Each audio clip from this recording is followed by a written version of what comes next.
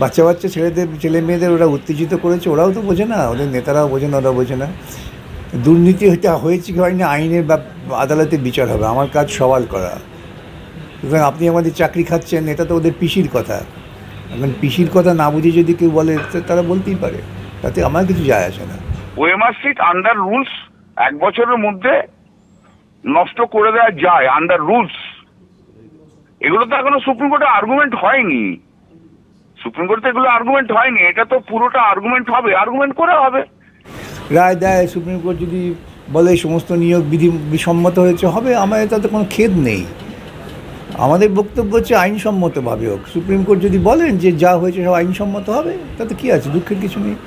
দুঃখটা তো হচ্ছে তাদের, যারা ভয় পাচ্ছেন যে টাকা দিয়ে চাকরি দিয়েছি, এখন টাকা ফেরত দিতে হবে, সেই ভয় তাদের, আমাদের নেই।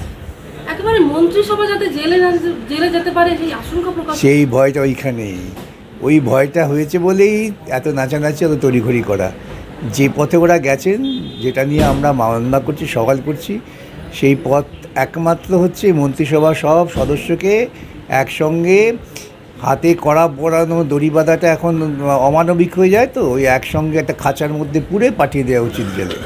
বিকাশ ভট্টাচার্য তো আন্দোলনকারীদের পাশে দিয়ে আন্দোলন করেছিল, তো তাদের তো আন্দোলন করতে বলেছিল, তাদের তো বলেছিল চাকরি দিয়ে দেবো, আজ তো তাদেরকে পর্যন্ত, তাদের শিকড় পর্যন্ত তুলে দিচ্ছে। এরা হচ্ছে সুবিধাবাদী আইনজীবী, এরা যেখানে যেমন সেখানে সেরকম সেরে যাচ্ছে। বলুন না, কে কী বলছে? সুবিধাবাদী আইনজীবী, এই সুবিধাবাদী কি অসুবিধাবাদী, এই সময় শব্দ প্রয়োগের আর শব্দের কিন্তু অর্থটা বুঝতে হয়, তো সেই অর্থটা কি বোঝেন যিনি বলছেন? আমার এটা প্রশ্ন। বুঝলেন যে আমরা বলেছি চাকরি দিয়ে দেবো, আমরা তো দুর্নীতি করি না যে কাউকে চাকরি দিয়ে দেবো বলতে পারি। আমরা আন্দোলনকারীদের যে মূল দাবি, যে যোগ্যতার ভিত্তিতে চাকরি দিতে হবে, সেই দাবিকে সমর্থন তখনও করেছি, এখনও করছি।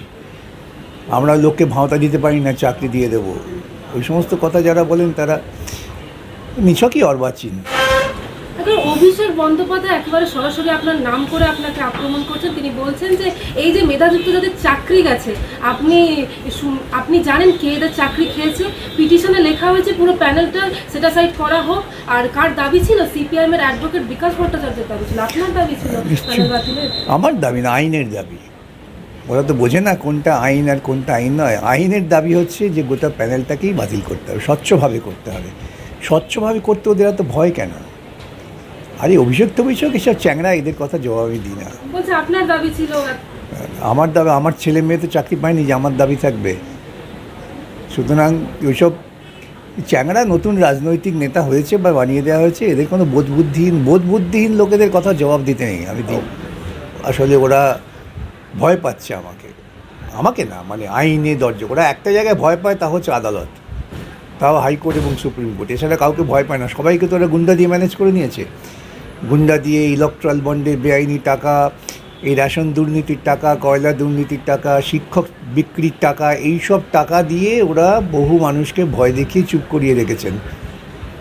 কেউ কিছু বললে তার বাড়িতে গুন্ডা পাঠিয়ে দিচ্ছেন। সেটা আমার ক্ষেত্রে পারেনি আর কি, সেটাই আর।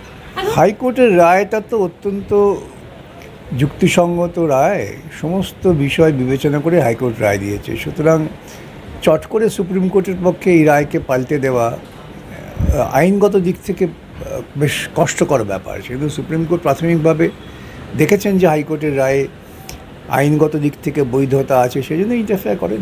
যে কাজটা করা উচিত ছিল সেই কাজটা না করে এদিক ওদিক ঘুরে বেড়াচ্ছেন, না সরকারি পয়সায় বারে বারে দিল্লি যাতায়াত করছেন। এ থেকেই প্রমাণ হয় যে এরা নিশ্চিতভাবে জানেন যে এরা কোনো রকম যোগ্য প্রার্থীকে নিয়োগ করতে পারেননি, সেই জন্যই তারা এই সমস্ত বলছে। সবাই তো এই গোটা দুর্নীতিটা পরিচালনা করেছে। এই যত নিয়োগ পশ্চিমবঙ্গে নিয়োগ দুর্নীতি তথ্য বেরিয়ে আসছে, সব তৈরি হয়েছে মন্ত্রিসভার মাথার কাছ থেকে। সেই জন্যই বিস্ময়, যে কেউ প্রশ্ন করলো। আমি তো অবাক হয়ে গেছিলাম যখন এইরকম একটা নোটিশ দেখলাম, যে কী করে রাজ্য সরকারের যারা চিফ সেক্রেটারি, এডুকেশন সেক্রেটারি, তারা আইন জানা লোক, তারা আইএএস পাশ করেছেন, তারা এটা অনুমোদন করার জন্য প্রস্তাবনা করতে দিলেন। তাদের তো বলা উচিত ছিল এটা করা যায় না, এটা বেআইনি। এটা জেনে তারাও এর সঙ্গে যুক্ত, সেই জন্য সিবিআই তদন্ত হলে তারাও ছাড় পাবেন না। আবার 5400 জন এই নাম্বারটার কথা উল্লেখ করছেন, কিন্তু হলফনামা দেখুন, কারো বাড়িতে চুরি করতে ঢুকেছেন একদল, এখন কেউ কেউ বামাল সমেত ধরা পড়ে গেছে, আর কেউ পালিয়ে গেছে। এখন যে পালিয়ে গেছে বলেই যে সে চুরি করেনি তা তো নয়। এখন যে পালিয়ে গেছে, যাকে বামাল সমেত ধরা পড়েছে, এই বামাল সমেত ধরা পড়াটা হচ্ছে ওই প্রায় 6,000 মতো। সেটা তো এসএসসির বক্তব্য নয়, এটা ওরা বলছেন সিবিআইয়ের বক্তব্যের ভিত্তিতে। তো এসএসসির নিজস্ব বক্তব্যটা কি? এসএসসি এই এতজন প্রার্থীকে এরকম ধোঁয়াশার মধ্যে ফেললেন কেন? কেন এসএসসি তথ্য দিয়ে দিতে পারছেন না যে এই তথ্যের ভিত্তিতে আমরা মনে করছি এরা যোগ্য প্রার্থী? যে চূড়ান্তভাবে এসএসসির ব্যর্থতা, এবং রাজ্য সরকারের এই ব্যর্থতার তৈরির পেছনে অন্যতম কারিগর। অভিষেক বন্দ্যোপাধ্যায় তিনি বলছেন মমতা বন্দ্যোপাধ্যায় একদিকে চাকরি দিচ্ছে আর একদিকে বিজেপি আর সিপিএম চাকরি খাচ্ছে। হ্যাঁ, মমতা বন্দ্যোপাধ্যায় চাকরি দেওয়ার নাম করে গরিব ঘরের ছেলেমেয়েদের থেকে টাকা তুলছে। তা আমরা সেই টাকা তোলার তো বিরুদ্ধে। আমরা তো চাই মানুষ তার সততার সঙ্গে, শ্রমের সঙ্গে টাকা উপার্জন করুক। আর মমতা চাকরি বিক্রি করে টাকা উপায় করবে, এটা তো মেনে নেওয়া যায় না। আইনে তাই হয়, আইন তো তাই বলে। যখন ব্যাপক দুর্নীতি হবে তখন কে ভালো কে মন্দ বাছাই করার সুযোগ থাকে না। তার জন্য কিছু ভালো মানুষ ক্ষতিগ্রস্ত হন। সেই জন্যই তো আমরা বলি যে ভোট দেওয়ার আগে ভেবে দেখতে হয় যে কাদের ভোট দেওয়া হচ্ছে।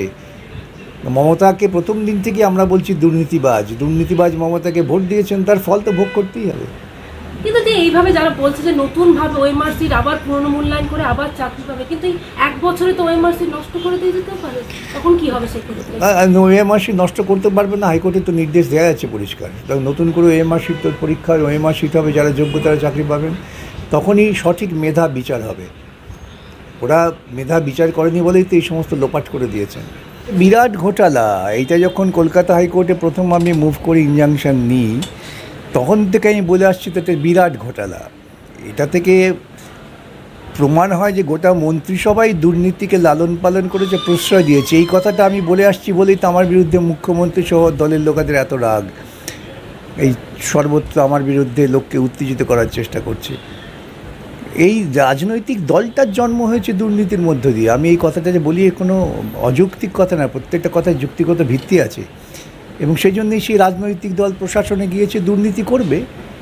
এবং পশ্চিমবঙ্গের মানুষের একটু শিক্ষা হওয়া দরকার ছিল। যদি আদৌ তারা মনে করেন দুর্নীতিটা অপরাধ, আর যদি মনে করেন দুর্নীতিটাও তাদের জীবনের দৈনন্দিন আঙ্গিক বিষয়, তবে তারা খুশি হবেন এই ধরনের মুখ্যমন্ত্রীকে পেয়ে। একমাত্র নিয়োগকর্তা যারা, তারাই বলতে পারেন স্পষ্ট করে যে কারা স্বচ্ছভাবে নিয়োগপত্র পেয়েছেন। সে কথা বলার মতো সৎ সাহসিকতা তো কেউ দেখাচ্ছেন না। হ্যাঁ, মমতা ব্যানার্জি চাকরি বিক্রি করছে, ধনসম্পদ বৃদ্ধি করছে বেআইনি পথে। কাজকর্ম করে ধনসম্পদ বৃদ্ধি করতে, তাতে তো আমি খুশি হতাম যে আমার রাজ্যের কেউ একজন পরিশ্রম করে নিজের মেধায়, অনেকে আছেন তো পরিশ্রম করে নিজের মেধায় প্রচুর ধনসম্পদ করেছে। কই আমরা তো তাদের বিরুদ্ধে কিছু করি না। কিন্তু সরকারি প্রশাসনকে কাজে লাগিয়ে চাকরি বিক্রি করা, এটা তো পশ্চিমবঙ্গের ইতিহাসে একটা অনন্য সাধারণ দৃষ্টান্ত স্থাপন করেছেন পিসি ভাইপো মিলে। এদের জায়গা হওয়া উচিত ছিল গারদে।